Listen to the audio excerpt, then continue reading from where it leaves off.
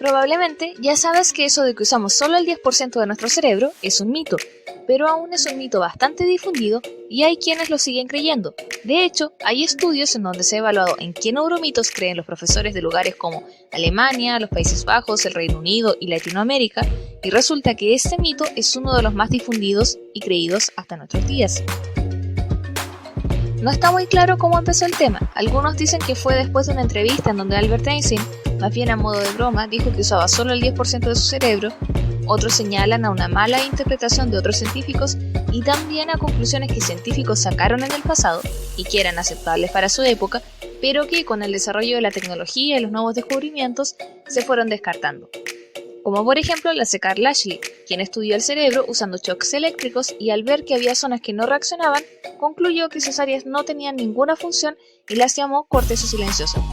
Hoy en día se sabe que esa teoría es incorrecta y que la supuesta corteza silenciosa corresponde a áreas de asociación, que son muy importantes para el funcionamiento de nuestro sistema nervioso y para nuestra interacción con el medio ambiente. En fin, no se sabe muy bien cómo empezó y si lo vemos en términos prácticos tampoco es muy específico el mito, porque usar el 10% del cerebro podría ser 10% de las células del cerebro, activar el 10% de las áreas que tiene el cerebro, usar el 10% de forma alternada, etc.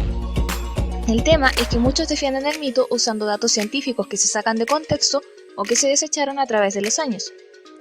Como por ejemplo, la idea de que solo el 10% de las células en el cerebro son neuronas y que, como las neuronas son las que se encargan de enviar los impulsos nerviosos, se decía que solo este 10%, entre comillas, funciona.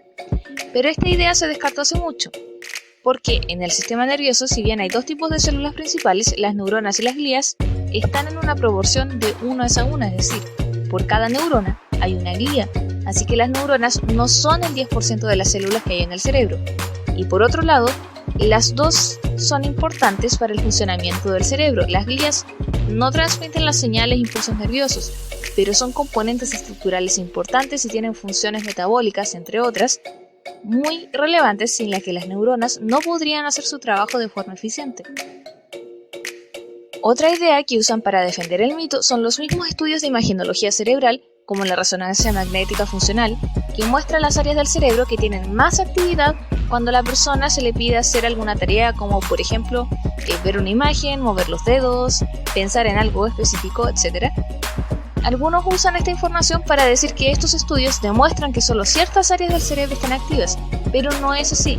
Estos estudios nos muestran las zonas más activas, o sea, que tienes una base de actividad cerebral y que por sobre esa base esas áreas se activan más. También a veces los fisiólogos hablan de áreas funcionales específicas porque así se hace más fácil describirlas y estudiarlas, y eso puede dar la impresión de que el cerebro funciona área por área y no en conjunto, y así que solo ciertas partes del cerebro estarían activas. Pero la verdad es que todas las áreas se conectan con otras y hay una actividad global. La información actual nos dice que el cerebro siempre está 100% activo. En una neurocirugía, por ejemplo, donde se pueden observar las funciones de los pacientes bajo anestesia local, los estímulos eléctricos no indican ninguna área inactiva, incluso si no se registra un movimiento, sensación o emoción de parte del paciente. No hay áreas del cerebro que estén completamente inactivas, incluso cuando dormimos.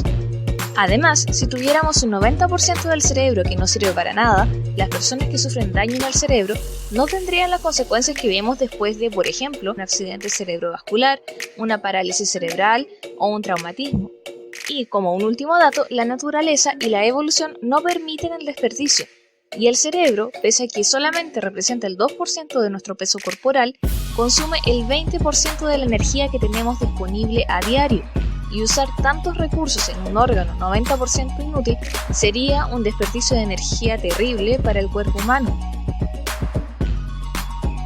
Pero bueno, más allá de la confusión que puede provocar y que puede entregar ideas equivocadas acerca del funcionamiento del cerebro, cuando, por ejemplo, nos explican o leemos acerca de algún nuevo descubrimiento o alguna investigación reciente, este mito no es un problema mientras se quede en el mundo de la ciencia ficción de la mano de películas como Lucy, que basa toda su trama en el mito del uso del 10% del cerebro, o de historias de superhéroes que han conseguido superpoderes al utilizar un mayor porcentaje del cerebro. Porque bueno, a todos nos gusta soñar. Lo importante es que sepamos distinguir entre la ficción y la realidad. No te olvides de suscribirte al canal si te ha gustado el video para poder ver contenido similar. Muchas gracias por ver.